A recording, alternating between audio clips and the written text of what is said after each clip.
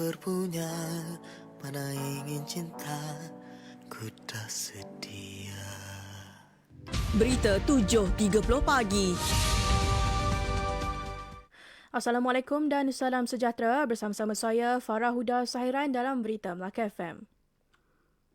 Perkembangan COVID-19, Melaka mencatatkan peningkatan 58 kes positif COVID-19 malam menjadikan jumlah keseluruhan kes COVID-19 di Melaka kini 1,865 kes. Jabatan Kesihatan Negeri menerusi kenyataan di laman rasmi Facebook turut memaklumkan sebanyak 459 kes aktif yang sedang dirawat di hospital dan PKRC. Dalam pada itu, 24 kes sembuh dicatatkan dan tiada kematian direkodkan di negeri ini. Semalam, satu kluster baru turut diumum Kementerian Kesihatan iaitu kluster Tembok Kemus. Kluster berkenaan dikesan di Mukim Tabuh Naning melibatkan banduan di penjara satelit Eva Mosa. Seramai 151 individu telah disaring dan 22 kes positif dikesan manakala 128 negatif. Jumlah jemaah untuk solat fardu berjemaah dan solat Jumaat di masjid dan surau-serau di seluruh Melaka bergantung kepada situasi semasa pandemik COVID-19. Pengarah Jabatan Agama Islam Melaka Jaim, Datuk Mat Azhan Samad berkata, dalam tempoh 14 hari Perintah Kawalan Pergerakan PKP 2.0, jumlah jemaah yang dibenarkan kekal 45 orang untuk satu-satu masa. Beliau berkata, buat masa ini pihak Jaim tidak melihat kepada keluasan masjid atau surau untuk menentukan jumlah jemaah dan 45 jemaah yang ditetapkan adalah satu bilangan yang maksimum. Buat masa ni kita tak tengok di segi keluasan masjid, sama ada masjid tu besar ataupun kecil kan. Setakat ni 45 tu adalah bilangan yang maksimum. Tetapi kalau surau tu saiznya kecil, dia tak boleh lah kalau dah tambah melimpah keluar kan. Dia kena ikut saiz surau tersebut. Tapi kalau macam Masjid Azim misalnya hari ni kan, saiznya sangat besar. Tapi kita tetap kekalkan 45 lah maksimum buat masa ni. Beliau berkata demikian ketika ditemui selepas solat Jumaat pertama sejak PKP 2.0 dilaksanakan di Melaka di Masjid Al-Azim Bukit Palah. Dalam pada itu katanya setakat ini hanya 4 aktiviti di masjid dan surau dibenarkan termasuk solat Jumaat, solat fardu, solat jenazah dan solat bagi mereka yang bermusafir. Tambahnya Jaim tidak melarang masjid dan surau di negeri ini mengadakan sebarang aktiviti namun bukan secara bersemuka dan ia mesti dijalankan melalui dalam talian. Terdahulu Mufti Melaka Datuk Abdul Halim Tawil dalam kenyataannya memberitahu solat Jumaat dan solat fardu berjemaah di masjid serta surau di Melaka dibenarkan sepanjang pelaksanaan Perintah Kawalan Pergerakan PKP 2.0 selama 14 hari dengan kehadiran jemaah dibenarkan seramai 45 jemaah.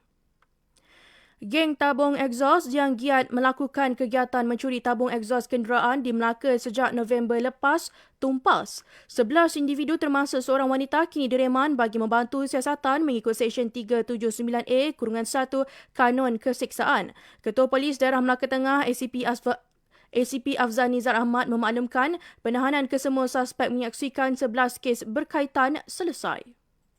Modus operandi yang melibatkan kecurian tabung exhaust ni ialah mereka akan menggunakan kenderaan lain pergi ke kenderaan yang menjadi sasaran, berhenti berhampiran, dan juga kaedah yang digunakan ialah dengan cara membuat pemotongan yang menggunakan gergaji. Ataupun kaedah yang kedua ialah dengan menggunakan screwdriver untuk menanggalkan exhaust daripada kenderaan yang terlibat lah. Kemudian exhaust ni akan dijual kepada individu-individu seterusnya. Siasatan lanjut turut mendapati kesemua suspek mempunyai rekod dadah dan jenayah lampau. Pelbagai alatan yang digunakan untuk kegiatan jenayah berkenaan serta 2 kenderaan dirampas.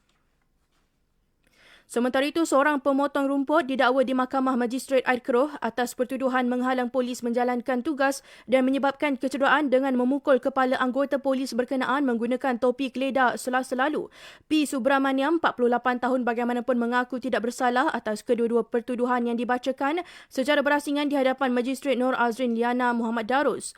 Bagi pertuduhan pertama, tertuduh didakwa dengan sengaja menghalang penjawat awam iaitu Sarjan Muhammad Zainuddin Muhammad Jidin daripada menjalankan tugas kerana kerana enggan menunjukkan kad pengenalan semasa diminta ketika pemeriksaan. Dia didakwa mengikut Seksyen 186 Kanun Kesiksaan yang membawa hukuman penjara hingga 2 tahun atau denda hingga RM10,000 atau kedua-duanya sekali. Tertuduh turut didakwa dengan sengaja menyebabkan kecederaan terhadap Muhammad Zainuddin dengan memukul kepalanya menggunakan topi keledar.